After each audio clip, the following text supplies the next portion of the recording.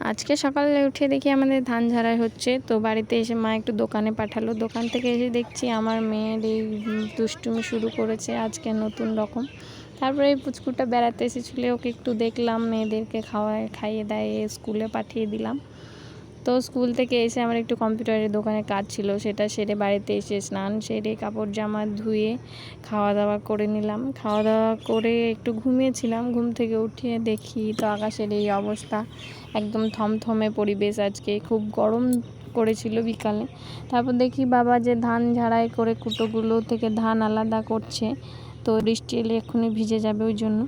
তারপর তো ঝমঝমিয়ে বৃষ্টি চলে এলো, গোটা বিকেলটা জুড়ে বৃষ্টি শুরু হলো। আর এই বৃষ্টির দিনে গান শুনতে কার না ভালো লাগে, তাই এই মেয়ে দুটোতে গান আরম্ভ করে দিল।